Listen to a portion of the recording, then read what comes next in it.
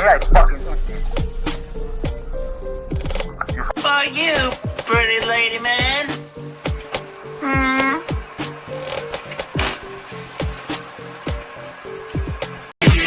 Look at my body. Cat, natter, coke, meth, cat, natter.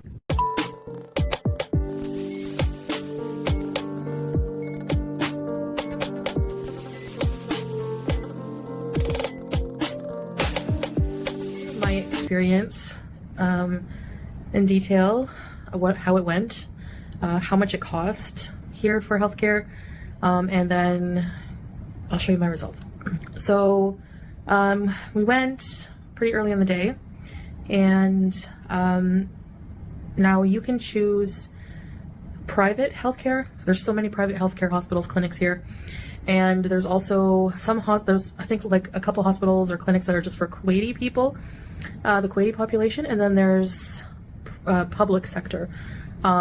We prefer, nothing against the public sector hospitals, but we prefer to go private and just pay the money. Like when you go private, you pay out of pocket. Like I might look into... I just want to hit on the point that she keeps on saying we, like they had a choice. They did not have a choice. Chantal is not an expat, and she did not take a driverless health insurance. She had no choice but to pay out of pocket. There was no we situation. That was the only choice that she had. Because the health insurance here covers the public sector, like the healthcare you get here as an expat, but the level of healthcare is just different in a private sector. And being from Canada, private healthcare is not something we really had access to. It was mostly public, so like hospitals and that. So yeah, so I went to a private clinic, and it ended up costing a total of 44 KD. I think 44 or 47, I'll have to check. And I'll put the conversion here somewhere for you guys so you know how much that is roughly. Not too bad, you know, for a blood test. And I'll tell you what else I got. So, okay, so we arrived there maybe around 11:30 a.m. and I had been fasting, and I get to the counter and I tell the lady, you know, what I need to. So the consultation with the doctor cost 7 KD. Nurse there, and they took my blood pressure. Now this is something I find a little unbelievable, because my blood pressure has never been this low. As like, you know, they used a really big cuff, and the doctor took my blood pressure, and it was like 110/82.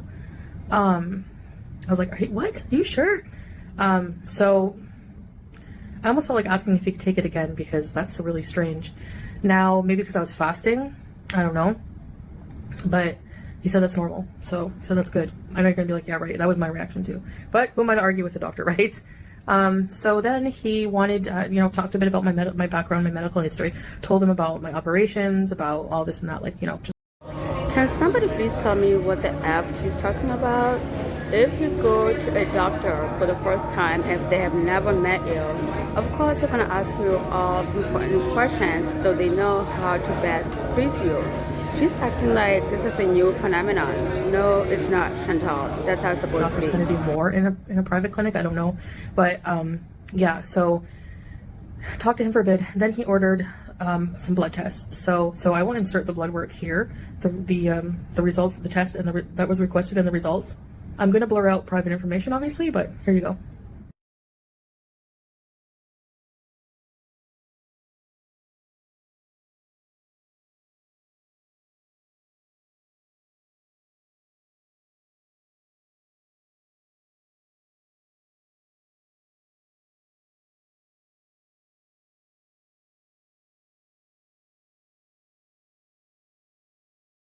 Now, I find this question very interesting. Why would you show your medical papers online, and yet you will not show your marriage certificate?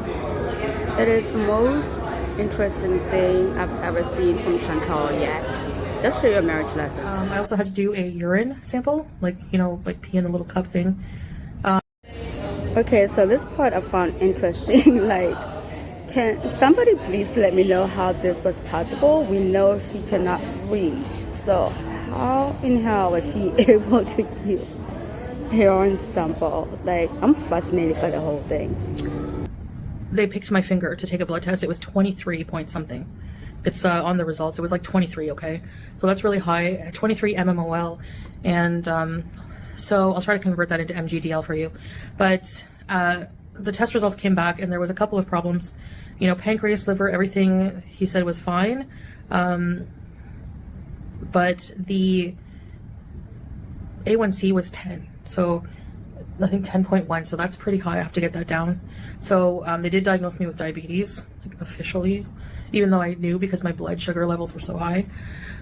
And then there's this thing here. It's like MALB, M-A-L-B, which is something in the urine. Apparently the normal range is like 0 to 20, but mine was like 92. So this, he said, had to do with something being in the urine that has to do with eating way too much salt.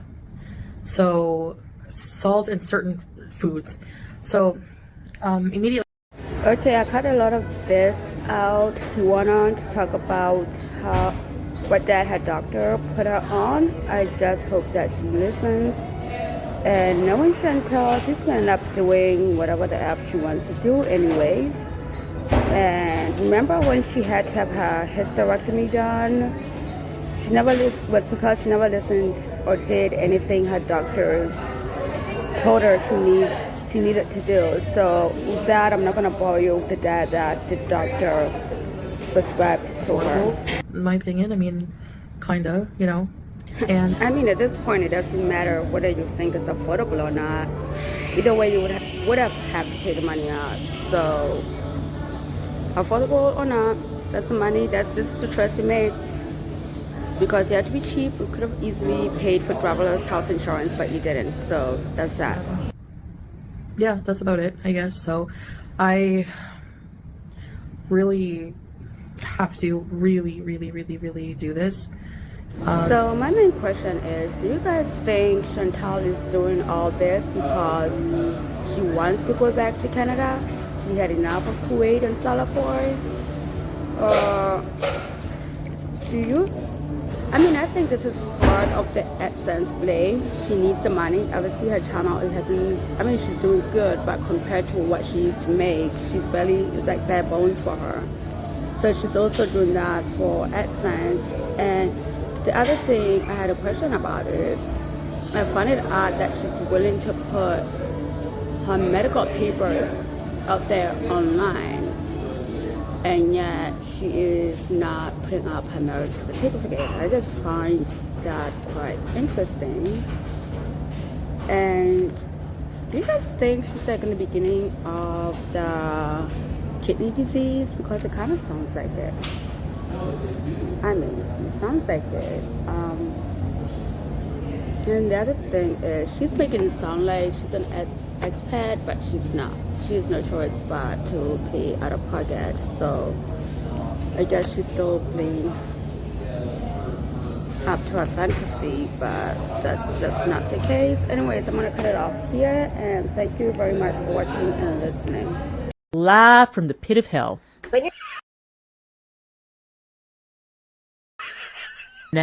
You're welcome, motherfucker. And guess what you broke? You broke your channel. Ha! Oh my God.